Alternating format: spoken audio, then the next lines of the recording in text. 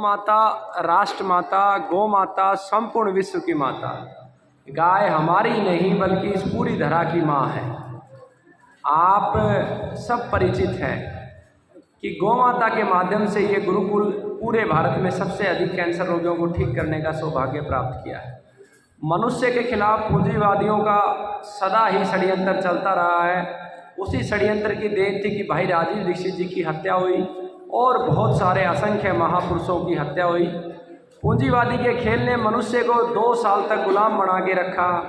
Vaccination का दौर चला और आप तेज़ी से देख रहे हैं कि हार्ट अटैक तेज़ी से बढ़ेगा। लेकिन सभी पूंजीवादियों को इस बात का आभास है कि गाय के पास वो शक्ति है कि वो जो जीएम सीड बना रहे हैं दुनिया में, जहर के रूप में जो कैंसर को पैदा करेगा और नपुंसकता पैदा करेगा समाज में, उसका भी विकल्प गाय के पास है। कैंसर का विकल्प भी गाय के पास है। इसलिए मुझे आभास होता है कि ये जो लंपी बीमारी है ये कोई वैश्विक षड्यंत्र है भारत की मूल नस्ल को नष्ट करने का। क्योंकि जितना मैं देख रहा हूँ, अगर ये कोई वायरस है और ये प्राकृतिक है, तो जब भी कोई प्राकृतिक आपदा आती है तो प्रकृति के सभी जीवों पे आती है। गाय जो है सबसे अधिक रोग प्रतिरोधक क्षमता भी गाय की है, उसके बावजूद भी इस आपदा ने सबसे ज़्यादा देसी गाय को नुकसान पहुंचाया। हालांकि जर्सी और होलिस्टीन में भी है, लेकिन सबसे बड़ा नुकसान इसने उस क्षेत्र में गायों को पहुंचाया जहां पर शुद्ध गाय है, यानी कि राजस्थान में। जबकि भैंसों को कोई नुकसान नहीं हुआ। अगर ये प्राकृतिक आपदा होती तो भैंस, बकरी, भेड़, अन्य जीवों को भी ये शायद इसी तरीके से नुकसान करती। इसका एक जीता जागता उदाहरण मैं बाबा जी के माध्यम से दिलाऊंगा इनके गांव का। लो बाबा, पकड़ो इसको। बाबा, आपके गांव में कितनी गाय खत्म हो चुके हैं? 100 गाय खत्म हो चुके हैं। और भैंस कितनी है? भैंसा कम से कम 1000 भैंस है। क्या कितनी भैंस खत्म हुई है? एक भी नहीं हुई है। और बकरी खत्म नहीं हुई। भेड़ खत्म हुई है। तो आप ये देखिए, ऐसे उदाहरण मैंने राजस्थान में जो सबसे पहले इस विषय को अध्ययन किया तो सबसे ज़्यादा गायें बाड़मेर में मरी हैं।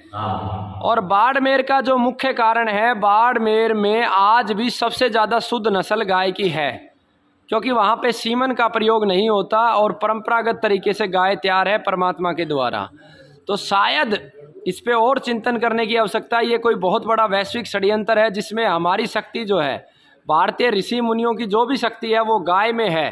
भगवान परशुराम अगर परशुराम थे तो गाय की वजह से, भगवान श्री राम अगर राम थे तो गाय की वजह से, और भगवान भोलेनाथ अगर शक्तिशाली थे तो नंदी की वजह से, और भगवान श्री कृष्ण के पीछे कोई खड़ा था तो गौ माता खड़ी थी।